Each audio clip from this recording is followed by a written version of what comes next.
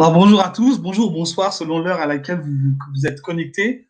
Je suis Dédi Bilamba du Festival international de Vue d'Afrique et j'ai le plaisir de vous recevoir aujourd'hui pour une deuxième discussion en ligne dans le cadre de notre série intitulée Agir pour l'égalité. Donc, cette série, en fait, s'inscrit dans le cadre d'une collaboration entre le Festival international de cinéma Vue d'Afrique et le CECI. Donc, le CECI, qui est un organisme de coopération internationale donc, qui lutte contre la pauvreté et qui promeut l'égalité des genres à travers le monde. Et aujourd'hui, on va avoir un focus sur les réalités d'égalité femmes-hommes en Afrique en particulier, donc au Burkina Faso et au Sénégal. Alors, dans le cadre de cette collaboration entre le CECI et Vue d'Afrique, on a le plaisir de recevoir en fait des intervenantes qui sont d'un univers plutôt technique, plutôt terrain de coopération internationale et des collaborateurs et une intervenante qui est cinéaste, qui est réalisatrice, que je vais vous présenter tout de suite. Et donc, ce sera l'occasion justement de confronter, d'associer, de mêler en fait deux points de vue sur une même problématique qui est la lutte justement, la contribution à travers un travail terrain et à travers un travail artistique sur l'égalité femmes-hommes. Donc, ces discussions s'inscrivent dans le cadre de la campagne Ceci est mon genre, donc du Ceci, donc une campagne qui est actuellement diffusée au Canada. Et ce sont une initiative en fait qui est rendue possible par la contribution du gouvernement du Canada à travers l'Affaires mondiale Canada. Alors, avant de rencontrer nos intervenantes, je vais vous présenter donc une capsule du Ceci et de Vue d'Afrique. À tout de suite.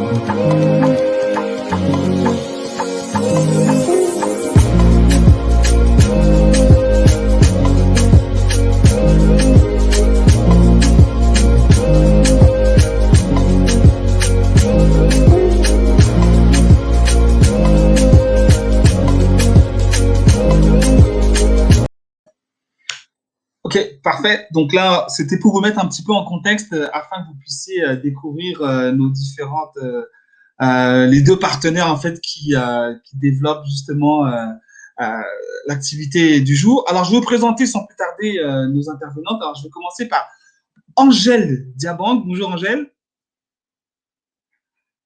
Si vous pouvez le micro. Parfait, excellent. Donc, Angèle, vous êtes réalisatrice et productrice. Vous résidez actuellement au Sénégal et, vous avez un certain nombre de réalisations à travers notamment votre société de production. Donc, Karolinka, Karolinka, c'est ça, est-ce que je l'ai bien prononcé, Angèle?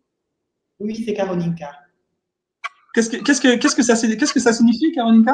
Je suis une Karolinka. C'est une petite ethnie entre la Casamance et la Gambie. D'accord, excellent. D'accord, excellent. Karolinka, pour pouvoir faire connaître mon ethnie dans le monde entier. D'accord, excellent, excellent. Alors, je vais vous présenter notre deuxième intervenant, qui est Dialikatou Bari. Bonjour Dialikatou. Bonjour Dédi.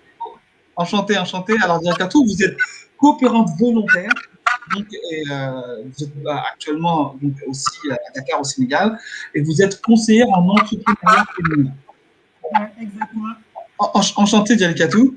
Enchanté Dédi. Donc on va avoir le plaisir justement de parler des différentes actions que vous menez sur le terrain en lien avec l'entrepreneuriat. Et donc, vous présentez notre dernière, et pas des moindres, intervenante du jour, donc Emmanuel Parent. Emmanuel, vous êtes également coopérante volontaire et vous êtes conseillère en suivi, évaluation et apprentissage. Donc, vous êtes au Burkina Faso. Vous êtes où exactement au Burkina actuellement, Emmanuel? Je suis à Ouagadougou. À Ouagadougou. La capitale. Ouais. D'accord, parfait. Donc, vous allez nous parler de vos différentes activités, notamment en lien avec tout ce qui touche la résilience face au changement climatique. Donc, écoutez, merci beaucoup. C'est un grand plaisir de vous recevoir. Vraiment, nous sommes honorés. Le fait de vous avoir comme ça au Sénégal, au Burkina et nous au Canada. Donc, je pense que c'est vraiment un contexte exceptionnel.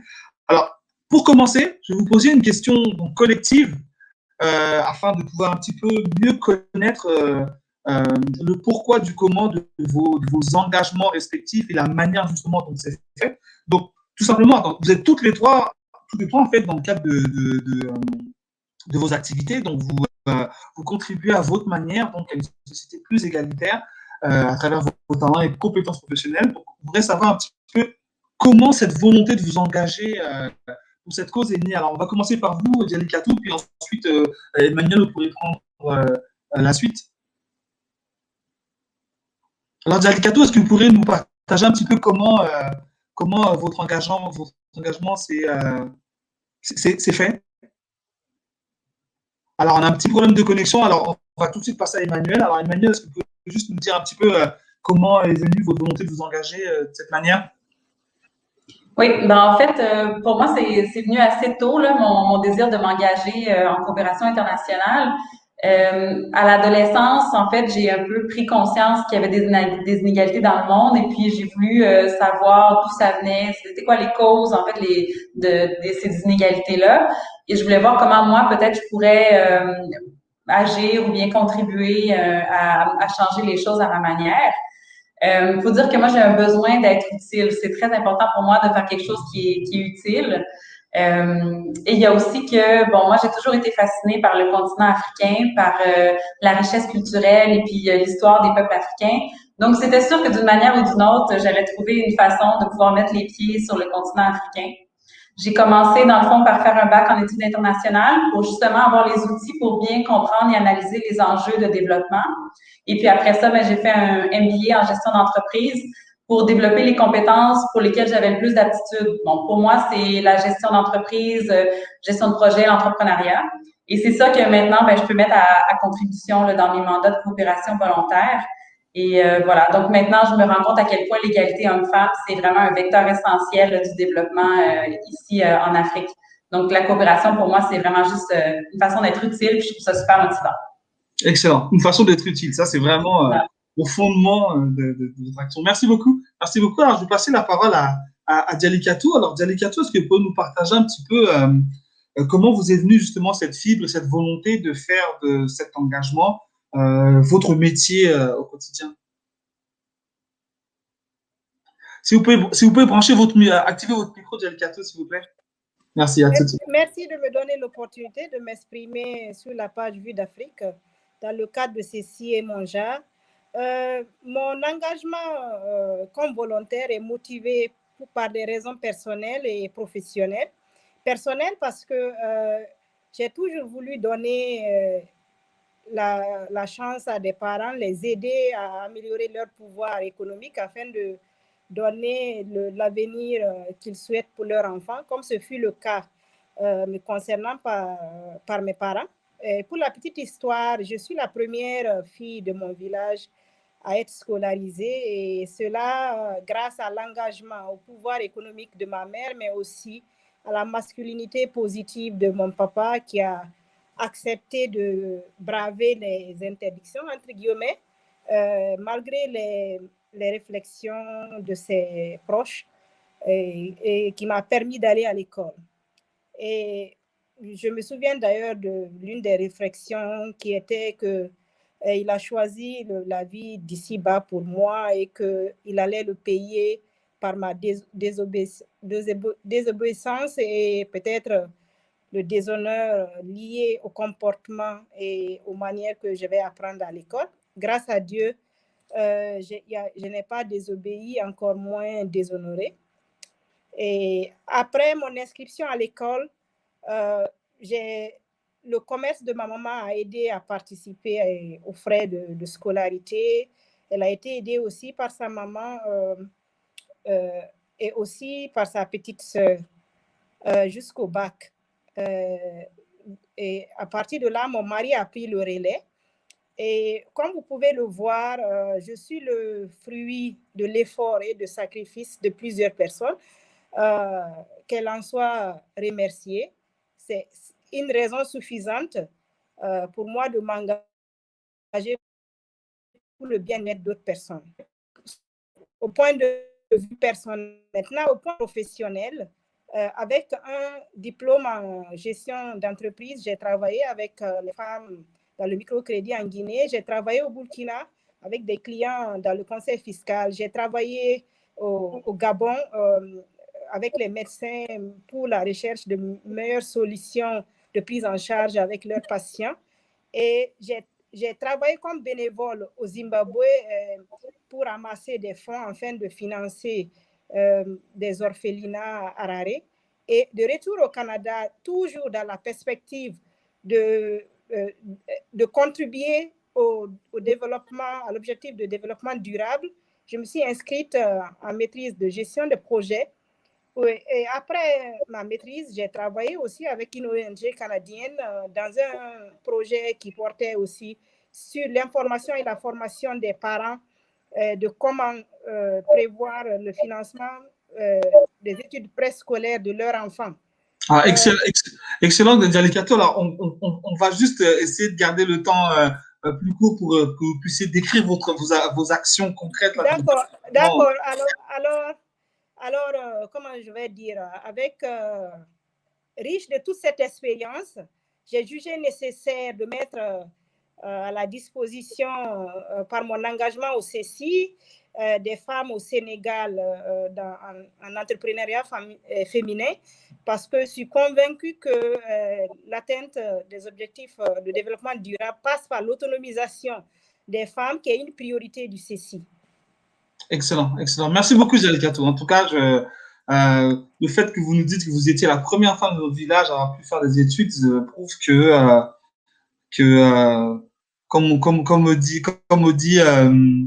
comme dit l'adage, il faut tout un village pour éduquer une personne, et vous êtes l'exemple même de cette réussite. Merci beaucoup. Alors, on va venir à notre dernière intervenante, notre troisième intervenante, Angèle. Bonjour, Angèle. Angèle, alors vous êtes notre invitée spéciale Vue d'Afrique parce que vous êtes réalisatrice, scénariste et même productrice. Et Angèle, on a eu l'occasion de plaisir de diffuser dans le cadre du Festival Vue d'Afrique l'un de vos films qui a été le plus qui était sur le docteur Mukwege, que vous allez nous parler. Donc, est-ce que vous pourriez nous décrire un petit peu, peut-être d'une manière différente, le type d'engagement que vous pouvez avoir pour contribuer justement à cette promotion d'un monde plus égalitaire? Oui, merci Dédi, merci au CECI et à Vue d'Afrique d'organiser ce webinaire avec ce thème si important, en tout cas qui nous intéresse vraiment. Bonjour à tous les internautes qui sont avec nous aujourd'hui. Moi, la façon dont je participe à cet engagement-là, je dirais que je suis réalisatrice, je fais des films et je ne les fais pas en disant que je dois participer à un engagement en général. J'ai choisi de faire des métiers d'abord pour la liberté d'expression. C'était plus la liberté d'expression qui m'a donné une forte envie d'être réalisatrice que une envie de m'engager pour la cause des femmes. Donc, si je vais être honnête avec moi-même, c'est vraiment une liberté d'expression, une envie de faire comme j'avais envie de faire, de dire les choses comme j'avais envie de les dire, bien sûr en me cachant derrière une caméra, et de faire comme j'avais envie. Et j'avais l'impression que cet outil qu'est le cinéma pouvait me permettre d'avoir cette liberté-là. Donc voilà pourquoi j'ai choisi le cinéma. Après, il se trouve que la majeure partie de mes films tournent autour de la femme, ou alors la femme est vraiment un fil conducteur de mes films. Et dans ce cas-là, je peux dire que mes films peuvent être utilisés par des gens comme Jalika ou Emmanuel, ou toutes ces femmes de valeur engagées pour cette cause de l'égalité, pour en parler, mieux expliquer des faits de la société qui pèsent sur les femmes parfois. Selon vous, alors quelles pourraient être les similitudes justement concernant le défi d'être une femme réalisatrice justement dans l'industrie du cinéma, notamment en Afrique, et donc les similitudes avec certaines réalités que vivaient les femmes dans la société sénégalaise de manière générale? Oui, moi je pense que la similitude, moi je dirais que les problèmes peuvent être plutôt dans comment on conserve son travail dans le temps, dans la durée. Parce que justement, comme je dis souvent, faire des films invite à être souvent absent de son chez-soi, de sa maison, pour 1 semaine, 2 semaines, 3 semaines parfois, même plus, des mois parfois, quand c'est des longs métrages. Et on est dans une société où la réussite de la femme est souvent liée au mariage. Quel que soit tes diplômes, quel que soit le salaire, quel que soit le niveau, c'est le mariage qui compte. Et donc, quand on est marié, ça peut être parfois difficile, selon la belle famille et l'homme, de souvent laisser sa maison pour aller faire son travail, aller en tournage, aller en montage, des montages qui durent minimum 2 mois. Donc, ça peut être assez compliqué de laisser son travail pour aller en montage, ce qui fait que certaines femmes, en cours de chemin, avec des carrières très intéressantes, peuvent être ralenties à cause des obligations familiales qui peuvent peser sur nous. Donc ça, c'est pas seulement le cinéma. Que l'on soit avocate, quel que soit le métier, parfois le cadre familial, qu'il soit ouvert ou plus sévère, peut peser sur notre carrière professionnelle. Donc, voilà. Et après, on pourrait rentrer sur les différences de salaire, sur l'évolution dans le travail, dans le sens où dans certains métiers, les femmes sont souvent réservées à un domaine et les hommes peuvent plus facilement évoluer parce qu'ils ont plus la possibilité de rester longtemps, faire des grandes études. Donc, je pense que voilà, on va aller au-delà de parler des différences de salaire, des différences de traitement, de cette pression qui pèse sur nous parce qu'on est femme, cette pression sociale. Voilà, je pense que ça, on le vit dans tous les métiers du monde. Mais voilà, là où c'est plus compliqué pour moi, c'est puisqu'on est aujourd'hui, en tout cas, quand on parle de féminisme, c'est aussi dire qu'on peut être impliqué dans les changements du monde et comme disait tout à l'heure Diallo Katou, dans les objectifs de développement durable.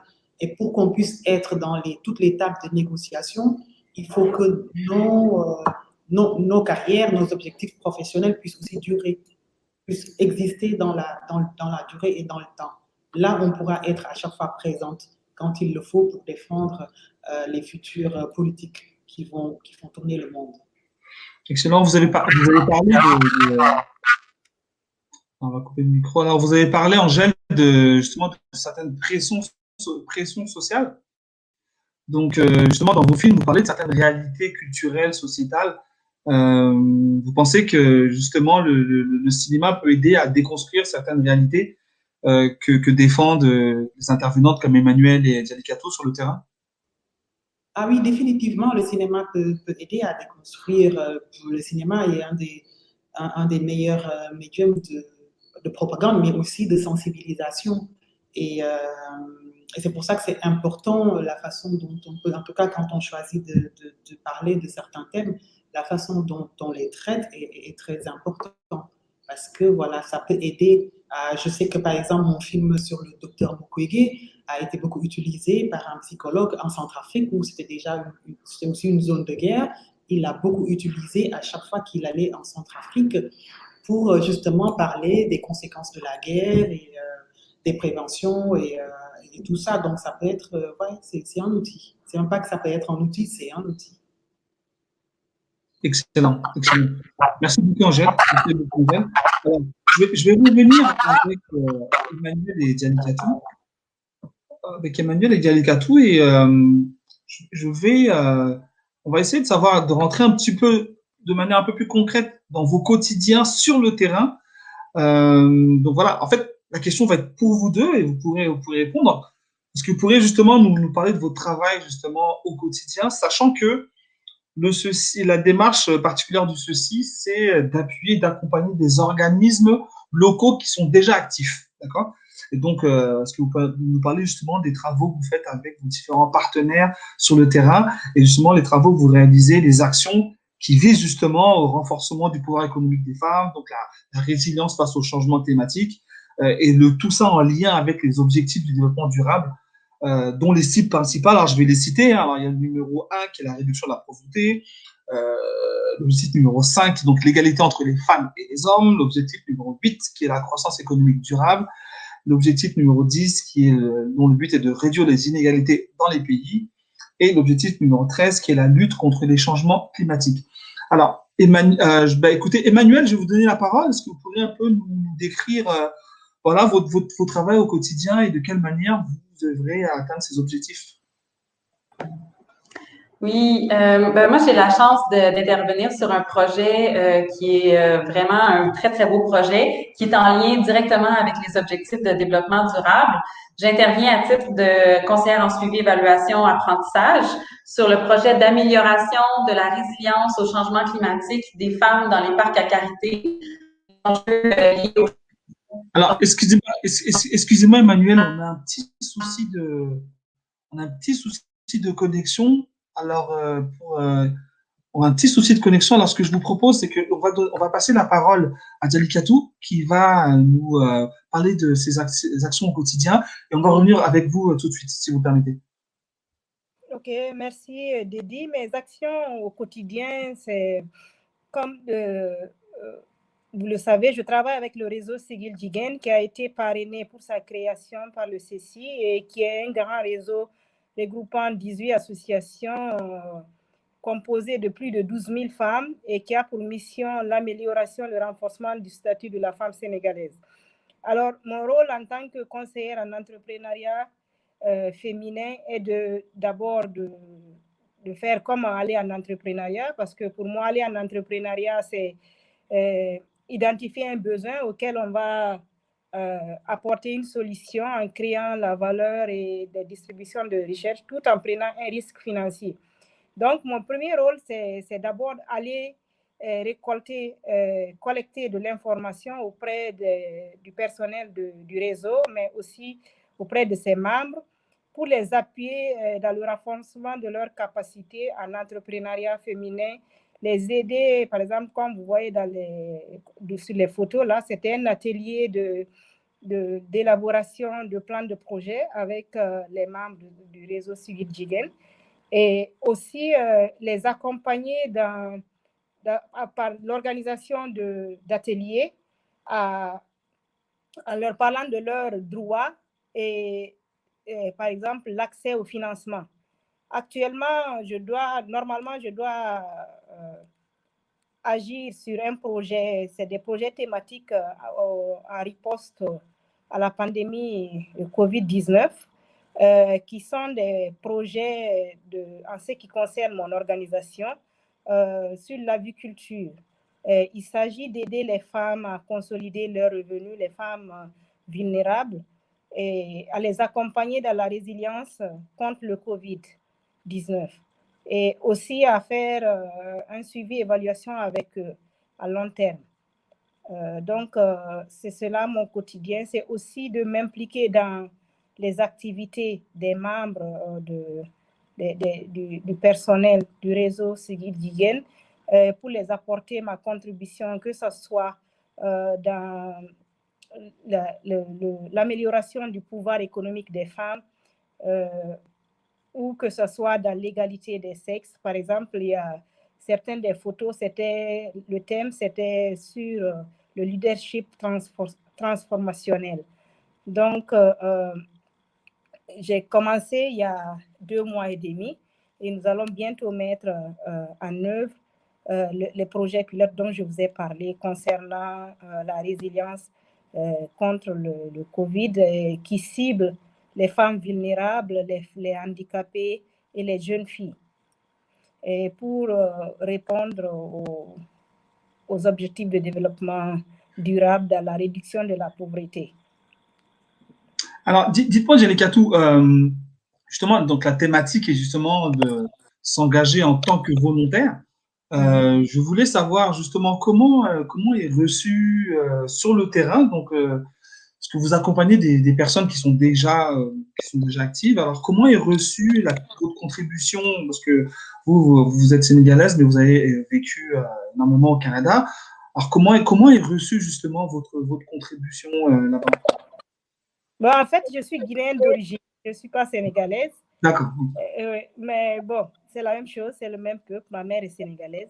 Et en fait, c'est très bien reçu parce que, vous savez, le peuple sénégalais est un peuple accueillant et ils ont le sens du partage. Ils apprécient beaucoup la contribution qu'on apporte. Et en tant que volontaire aussi, j'apprends quand même, parce que le volontariat, ce n'est pas, c'est un partage en fait.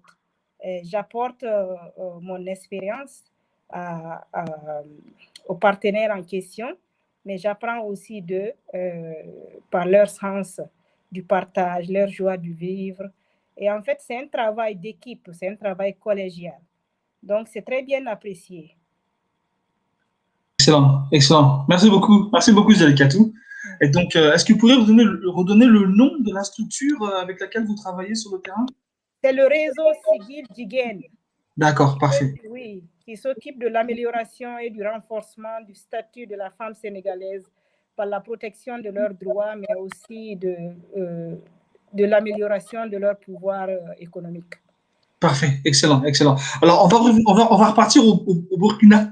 On va repartir au Burkina pour rejoindre Emmanuel. Emmanuel, vous nous parliez justement de l'exploitation du karité. C'est vraiment essentiel parce qu'on parle souvent, lorsqu'on parle du continent africain, on parle souvent des difficultés du fait que il y a assez peu de transformation locale, etc., donc de plus-value. Alors, si vous pouvez juste nous reprendre là où la connexion nous avait lâché. Oui, sans problème. Donc, c'est ça, j'expliquais en gros l'importance de la filière karité au Burkina en termes d'impact économique. Et c'est aussi une filière qui va être amenée à être développée énormément. Donc, c'est important qu'il y ait un peu un encadrement au niveau du développement durable à ce niveau-là aussi. Donc, comme on sait que l'arbre, il prend de 20 à 25 ans pour arriver à maturité, que souvent l'arbre va être coupé pour être utilisé comme un combustible pour la cuisine, entre autres pour la cuisson des aliments. Et puis qu'on sait aussi que les changements climatiques affectent énormément la productivité, mais ce sont les femmes qui sont directement touchées par ça. Donc, le projet vise en fait à mettre en place des données scientifiques, donc des scénarios climatiques, des informations sur les enjeux, les facteurs vulnérables, de vulnérabilité, pardon, pour que les acteurs puissent avoir des données sur lesquelles se baser pour choisir des stratégies d'adaptation. Et donc, nous, on teste avec le projet pilote du projet Résilience Karité, on teste certaines stratégies d'adaptation que les femmes ont pu mettre en pratique, puis ça fonctionne très bien. Puis on a aussi mis en place des alternatives au bois énergie pour un peu préserver aussi la durabilité et la pérennité des parcs. Donc, en fait, une des hypothèses qu'on teste, c'est de remplacer le charbon de bois par du biochar. Donc, le biochar, c'est produit avec les déchets de transformation du karité. Quand on fait 1 kilo de beurre de karité, ça prend 3 kilos d'amandes. Donc, le 2/3, c'est des résidus, c'est des déchets. Maintenant, ce qu'on propose, c'est d'être capable d'utiliser ces résidus-là pour les transformer en briquettes de biochar qui sont utilisées en place et lieu du charbon de bois. Donc, le projet a un impact non seulement sur la durabilité économique, mais aussi sur l'impact environnemental du projet. Et puis aussi, dans le fond, ce que le projet fait, c'est que non seulement on travaille sur ces aspects-là, mais en même temps, on va venir à travailler sur l'égalité entre les femmes et les hommes. Parce que c'est bien beau de trouver des stratégies d'adaptation, puis de mettre en place des alternatives, et puis de sécuriser les parcs, la pérennité des parcs à karité. Mais si on ne travaille pas sur les enjeux de genre, eh bien, nos efforts risquent d'être un peu en vain. Il y a encore beaucoup de freins au renforcement du pouvoir économique des femmes et à leur participation aux prises de décision. Une des forces du ceci, Dialcato en a parlé, c'est l'approche de la masculinité positive. Le ceci est très fort là-dedans, ça fonctionne super bien.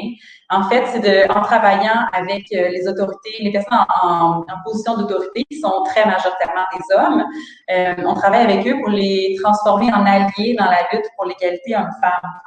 Et ce qui est intéressant, c'est que, bon, par exemple, il y a eu une formation qui a été donnée il n'y a pas très longtemps et il y a un des participants qui était complètement en désaccord avec l'approche, mais totalement.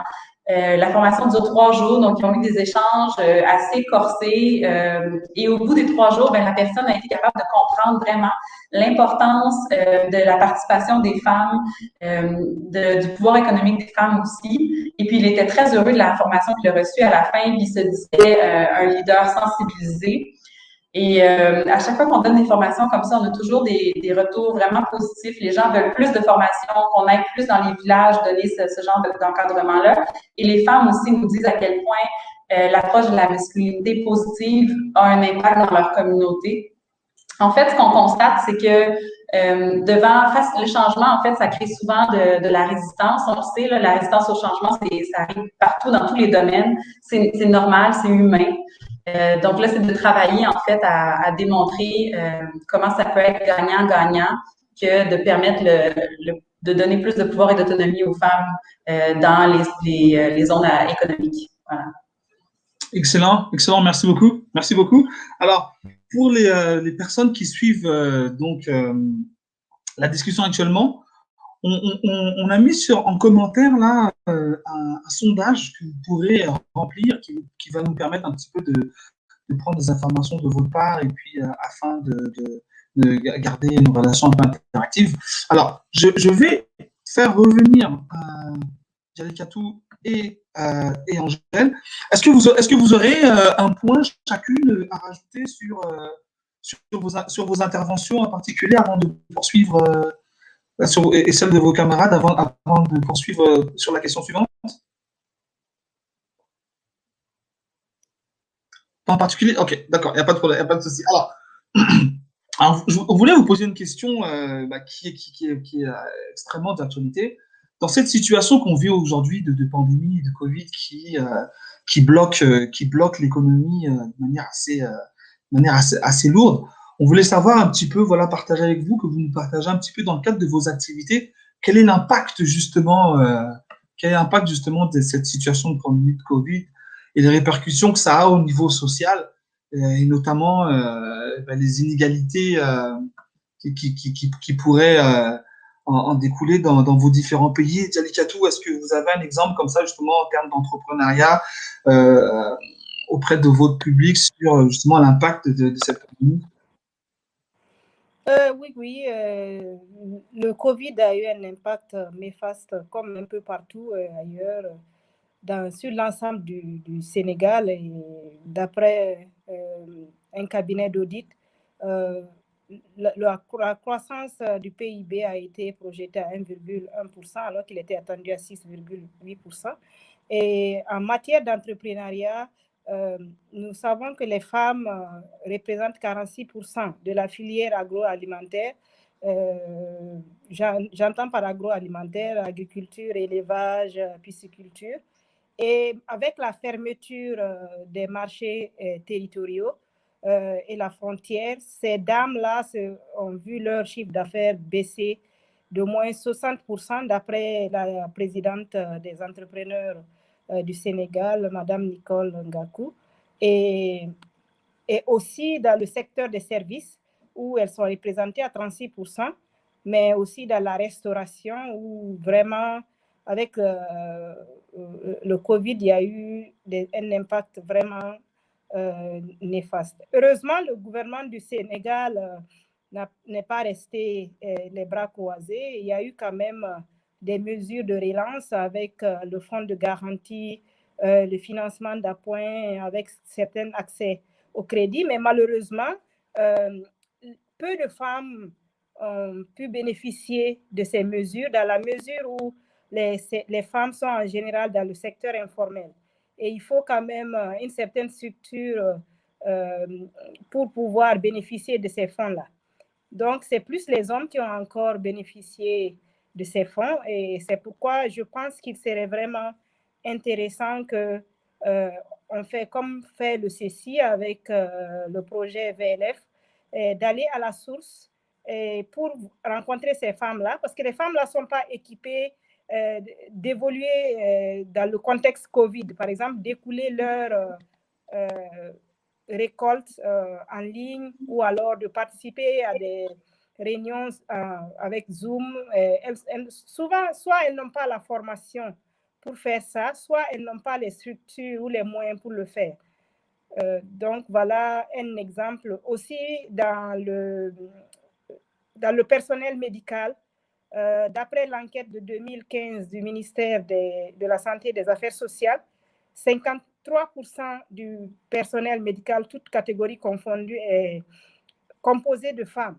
Et avec la fermeture des écoles et autres, plusieurs femmes ont vu leurs revenus baisser parce qu'elles étaient obligées d'abandonner momentanément ce qu'elles faisaient pour s'occuper de leurs enfants.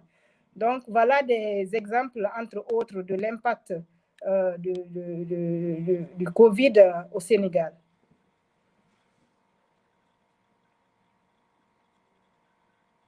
Pardon, excusez-moi, j'ai pas mis mon micro. Effectivement, merci beaucoup, Jalikatou. Alors, on terminera ce point par Angèle. Emmanuel, vous, de votre côté, sur le terrain, en termes justement des réalisations d'actions et puis de volontariat, quel est l'impact de la pandémie?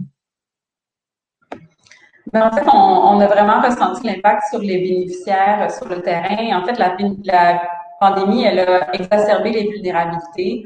On a vu à quel point c'est vraiment important de travailler sur la résilience, puis que le développement économique doit se faire vraiment de manière durable. Dans le fond, la pandémie, elle a vraiment creusé davantage les inégalités. Il y a beaucoup de micro-entreprises qui se sont effondrées. Ici, au Burkina Faso, on dit souvent qu'il y a, pour chaque personne qui travaille, il y a 10 personnes qui sont supportées. Donc, c'est des familles au complet qui se sont ramassées dans des situations d'extrême précarité. Beaucoup doivent repartir à zéro. Je pense que ce qui a fait le plus mal, c'est la fermeture des frontières et puis la fermeture des marchés.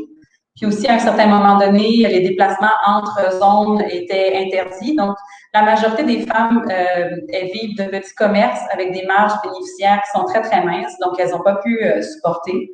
Mais avec le programme de coopération volontaire, on a un fonds d'appui avec lequel on peut appuyer. Au Burkina Faso, c'est une soixantaine de femmes qu'on peut appuyer avec un appui matériel et un encadrement en gestion de micro-entreprise pour les aider à se lancer ou à relancer leur activité économique.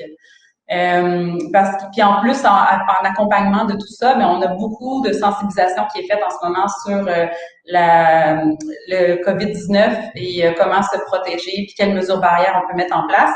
Parce que les vigilances commencent à tomber, on en parle de moins en moins, on n'a pas beaucoup d'hospitalisation, on est chanceux, mais en même temps, ici, les gens craignent un peu les centres hospitaliers pour ceux qui y ont accès. Donc, on pense qu'il y a probablement plus de cas qui circulent. Donc, on parle de résilience. Donc, la résilience passe aussi par savoir se protéger face à la pandémie pour pouvoir continuer à exercer leur activité génératrice de revenus. Excellent, excellent, merci beaucoup.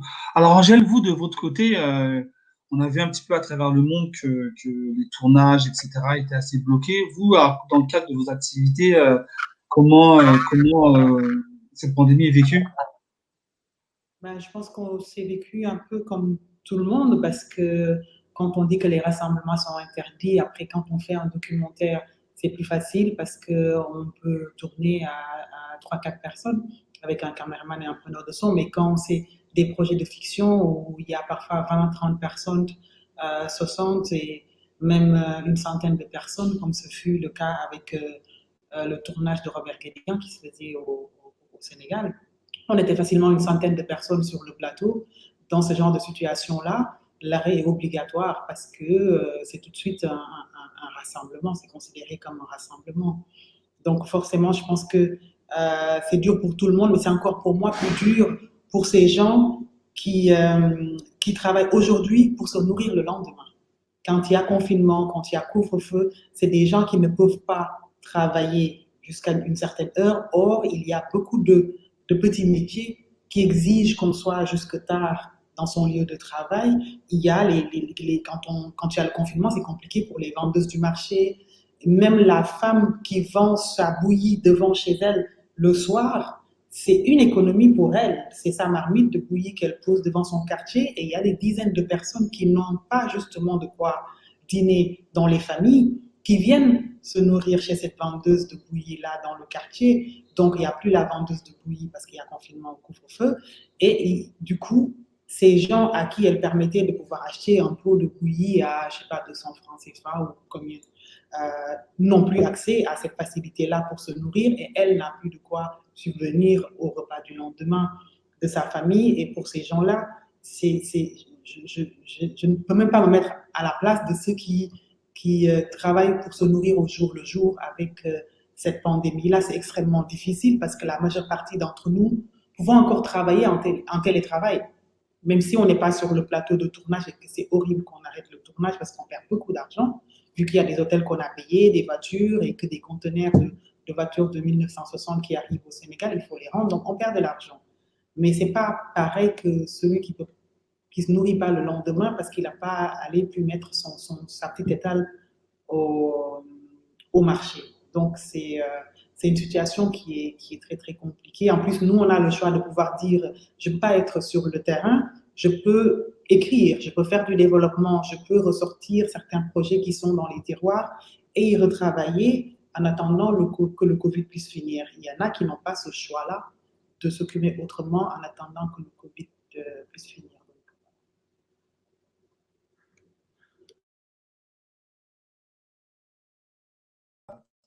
Dédie ton micro. Oui, effectivement, c'est moi qui suis le moins fluide.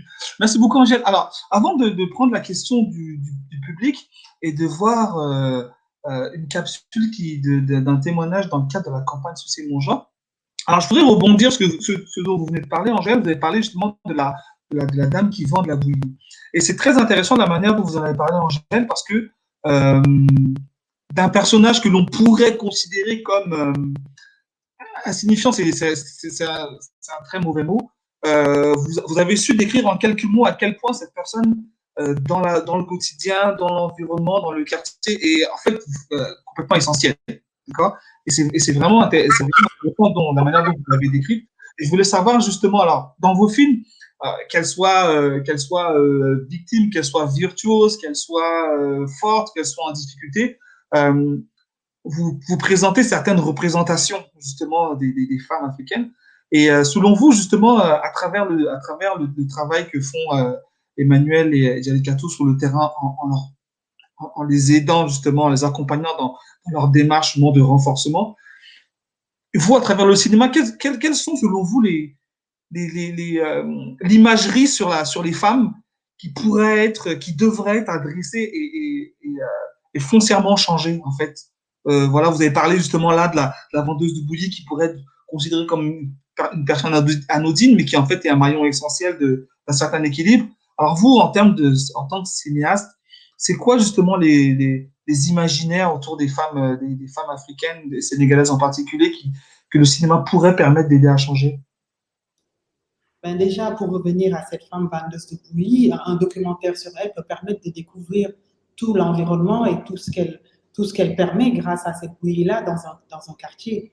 Et le cinéma permet justement de mettre en lumière des femmes comme celle-là et des situations de vie parfois où on passe chaque jour à côté et on ne les remarque pas, on n'y fait pas attention.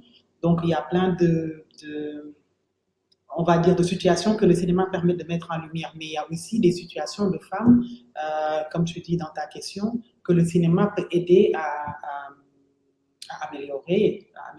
Donc, on va revenir sur le travail. On peut, en faisant un documentaire, je ne sais pas, sur un mannequin, on peut aider à casser les préjugés sur le fait que le mannequinat est un métier de débauche et que quand on est mannequin, on a forcément une vie de dépravé. Donc, c'est un exemple, entre autres, que le cinéma peut permettre de changer des gens qui auraient une sœur, une cousine de mannequin en disant « Ah tiens, en fait, c'est un métier comme un autre, c'est un métier sérieux, ou alors qu'une basketteuse n'est pas forcément un gars. Elle peut être basketteuse, elle est tout à fait féminine. Je ne sais pas, il y a pour moi énormément de préjugés qu'un film, parfois, aide à changer. Excellent. Voilà, aide à changer le regard sur ce fait-là. C'est pour ça que c'est important, à une certaine époque, que nous, dans le cinéma africain, qu'il y avait cette revendication de dire il est important qu'on se filme parce qu'il y a eu un moment où c'est l'autre qui, à chaque fois, venait nous filmer et forcément l'autre nous racontait avec son regard et avec ce qu'il avait envie de montrer. Aujourd'hui, si moi, je suis Dalika dans son réseau de Sigil Jigéen, forcément, je suis de l'intérieur avec elle. Je suis là, elle est là, on est toutes les deux au Sénégal. On va montrer justement ce travail de Sigil Jigéen-là de l'intérieur et il y a beaucoup de choses qui peuvent changer que par exemple ceux qui vont penser c'est des femmes qui perdent leur temps, laissons-le se plaindre sur les conditions des femmes à longueur de journée. Non, c'est beaucoup plus que ça. Mais en fait, excellent. Alors, juste comme ça, Dialikatou et Emmanuel, vous êtes au contact de femmes formidables tous les jours au quotidien. Est-ce qu'il vous vient à l'idée en tête des anecdotes ou nous décrire une ou deux femmes que vous avez vues et dont le parcours, la vie, etc., pourrait un jour, si on récolte des millions de dollars, se trouver héroïne dans un film d'Angèle, juste histoire de parler justement de ces femmes que vous voyez au quotidien. Emmanuel, est-ce que vous avez comme ça vu des femmes au parcours comme ça qui pourraient vraiment sortir de l'ordinaire? Ben, en fait, c'est sûr qu'il y en a. Ce qui est difficile pour moi avec mon intervention au Burkina Faso, c'est le contexte sécuritaire dans lequel on est. J'ai pas la chance, moi, d'aller malheureusement au contact des gens. Je peux pas me déplacer. Je dois faire mon, mon appui un peu à distance. Mais je sais très bien que les femmes qui sont dans les villages, qui se sont organisées en coopérative pour transformer le beurre de karité, ces femmes-là ont beaucoup de choses à raconter, ça c'est sûr, et elles ont une force et une résilience qui moi, je trouve très impressionnante.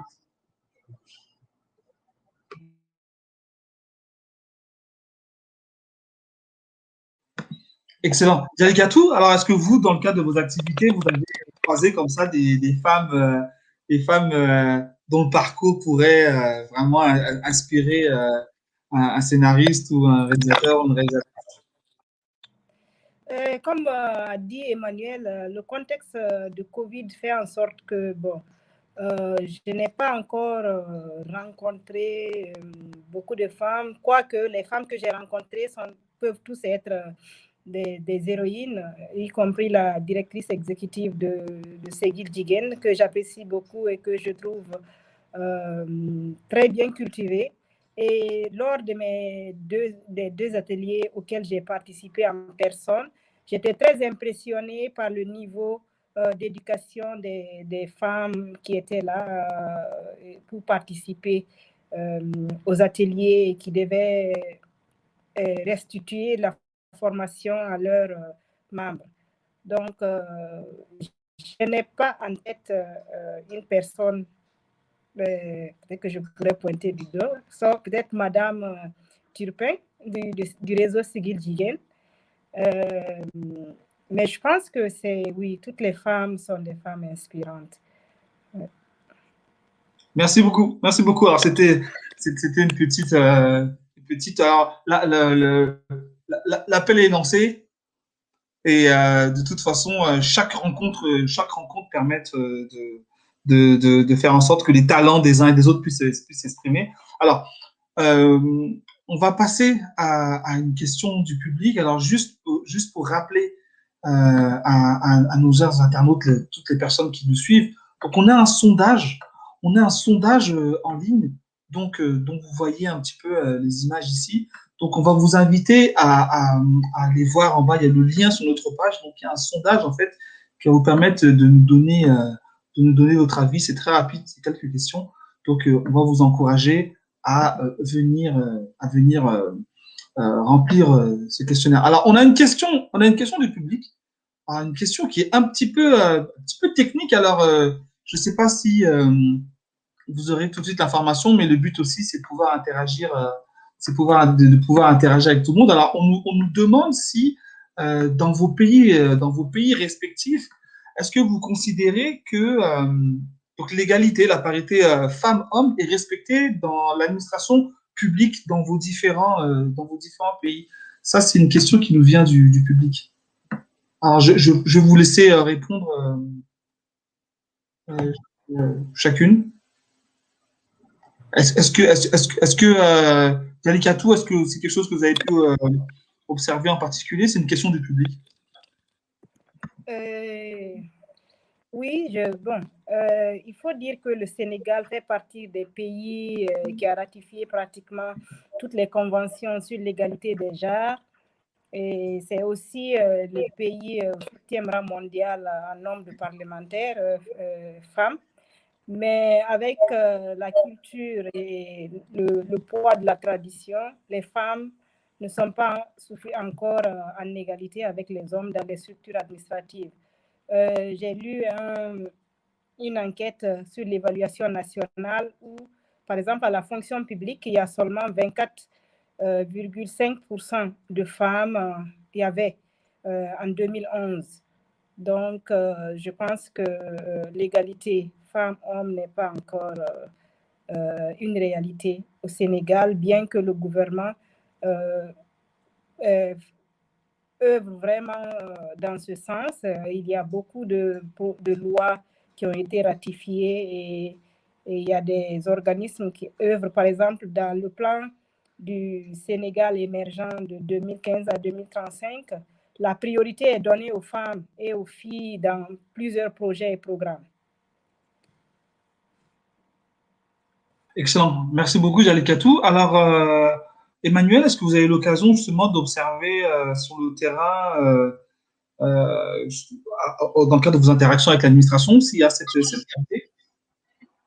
Ben, en fait, on le voit, on doit interagir avec certains partenaires en termes de démocratie citoyenne, encourager les jeunes à s'impliquer dans la vie publique. Donc, j'ai eu un peu à mettre la main sur certaines informations au niveau de la représentativité des femmes au gouvernement. Au Burkina Faso, c'est, si je me trompe pas, 24 ou 27 là, de femmes qui est au cabinet ministériel. Donc, la représentativité, elle est pas là, puis à tous les niveaux, au niveau de la députation aussi, donc à toutes les échelles gouvernementales, la représentativité des femmes, elle est pas là. Mais sur papier, tout est mis en place pour, il y a des quotas à respecter dans les partis politiques, ils ont signé des lois, sur papier, tout est là pour mettre de l'avant la parité homme-femme. Mais dans les faits, c'est pas qu'on constate, il n'y a pas de sanctions quand les partis politiques ne mettent pas autant de candidats femmes que d'hommes. Puis c'est quelque chose sur lequel on travaille avec le CECI aussi en termes de participation citoyenne pour encourager les jeunes femmes à participer puis à prendre la parole aussi puis à suivre un peu ce que les différents politiques vont faire. Merci beaucoup. Dans le cadre de, justement, j'imagine, des instances culturelles, est-ce que vous constatez qu'il y ait cette parité au sein des équipes dirigeantes? Non, bien sûr, pas du tout. Je pense que Jalikatou a bien répondu pour le Sénégal. La parité a été votée, mais dans la pratique, elle n'est pas forcément toujours appliquée ou effective.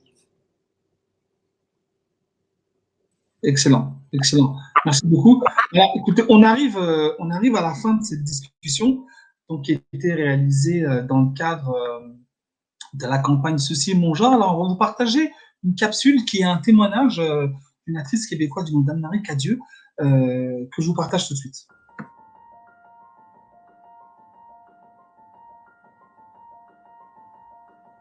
Le renforcement du pouvoir des femmes constitue un élément essentiel à l'avancement politique, social, économique, culturel et environnemental de tous les peuples. Au Guatemala, le CECI mise sur le leadership des femmes, notamment les femmes autochtones, dans des projets de développement d'une économie verte. Inclure les femmes dans tous les processus décisionnels et soutenir la création d'emplois pour plus de 100 000 femmes vivant dans le bassin du lac Atitlan au Guatemala, ceci est mon genre.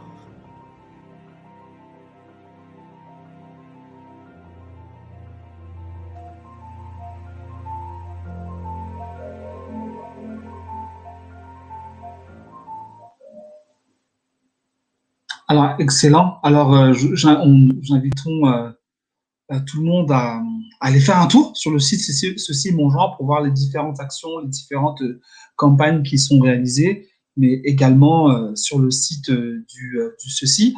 Alors, juste avant de vous donner la parole pour un mot de clôture, je voulais juste partager un petit peu vos différentes actions. Alors, je vais partager le site internet donc d'une campagne donc de financement. Alors ça, c'est celle de Jalikatou. Donc Jalikatou, vous avez une campagne. Est-ce que vous pouvez nous parler un petit peu de cette campagne de levée de fonds?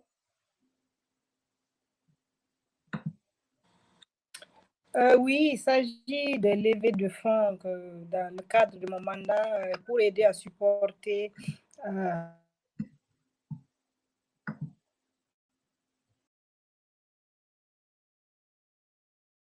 ici à travers le monde, à travers les projets de développement.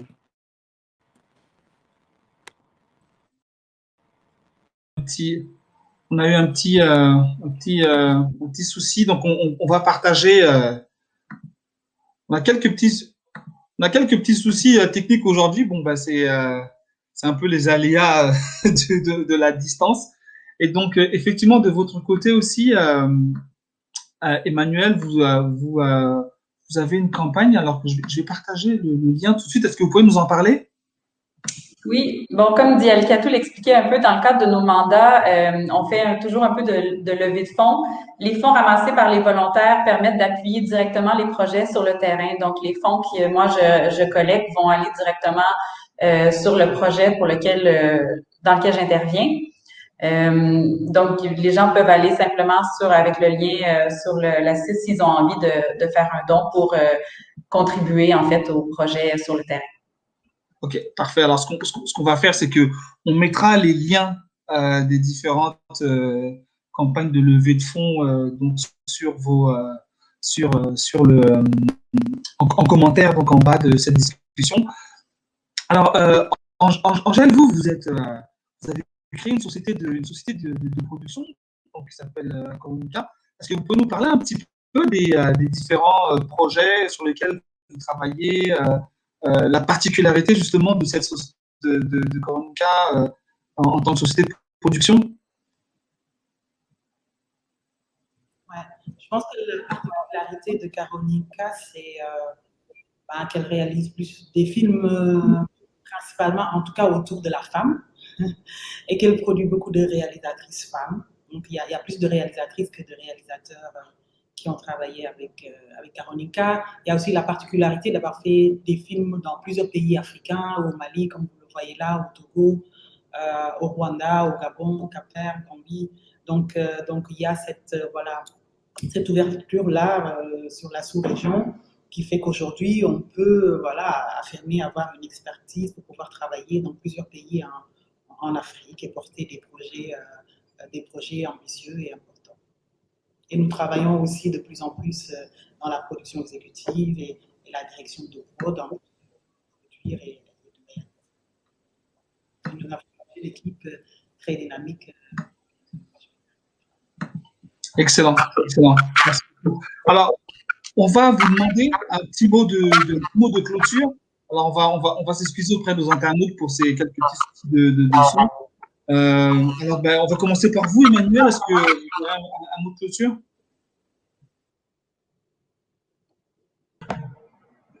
Oui. En fait, c'est sûr que en tant que coopérante volontaire, c'est sûr que moi, j'encourage tout le monde à faire l'expérience de la coopération internationale, mais je sais très bien que c'est pas nécessairement pour tout le monde. Donc, il y a d'autres choses qu'on peut faire à partir du Québec, mais il reste que la coopération volontaire, c'est sûr que je prêche pour ma paroisse, mais c'est une super belle expérience en termes personnels, évidemment, mais aussi en termes professionnels. On a beaucoup à apprendre là, à travers ces expériences-là. Sinon, au Québec, on peut contribuer évidemment à travers les dons, mais on peut aussi contribuer en partageant puis en se tenant informé de tout ce qui est fait sur le terrain, puis partager l'information pour essayer de briser un peu les stéréotypes, les préjugés sur le développement international. Il y a beaucoup de beaux projets, il y a beaucoup d'innovations, il y a des choses extraordinaires qui se passent sur le terrain. Mais souvent, on n'en entend juste pas assez parler. Donc, déjà, de s'investir à s'informer puis partager de l'information sur ce qui se passe ailleurs, c'est vraiment une belle façon, je pense, de s'engager aussi puis de contribuer.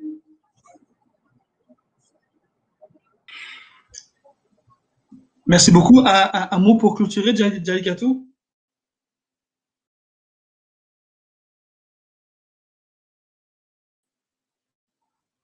Je pense qu'on a un petit souci. Angèle, est-ce que vous aurez un mot pour clôturer? Oui, je vais remercier le CICI pour cette belle initiative et pour ses actions à travers le monde avec tous ces volontaires. Je remercie également Vue d'Afrique, où je suis déjà venue montrer mes films et où déjà, qui avait montré mon premier film à l'époque, en 2005. Donc voilà, et qui depuis 30 ans accompagne la diffusion et la promotion des cinémas d'Afrique. Je remercie Jalikatou et Emmanuel avec qui j'ai partagé cet agréable moment de discussion, d'Eddie et toute l'équipe derrière voilà, ce webinaire. Et je remercie également tous les internautes qui sont avec nous, qui sont restés avec nous aujourd'hui dans cette, voilà, dans cette discussion. Merci. Excellent, excellent, merci beaucoup. Alors, malheureusement, on a perdu Jalikatou, mais vous aurez l'occasion de suivre sur les différents liens ces activités. Écoutez, on vous remercie énormément de votre participation et de votre présence. Là, on va donner rendez-vous aux internautes à nous retrouver pour une prochaine discussion. Donc, on aura une discussion qui aura lieu donc, le 3 mars sur la page Facebook de Vue d'Afrique, donc, dont la thématique, ce sera le renforcement du pouvoir économique des femmes, et le 24 mars, qui sera en lien avec l'égalité en termes de l'accès à l'éducation des jeunes filles. Ah, mais Jalikatou, vous êtes de retour enfin. Vous avez perdu. Jalikatou, est-ce que vous aurez un petit mot de clôture? Oui. En fait, j'aimerais juste dire qu'il faut savoir donner pour la coopération internationale. Et comme disait...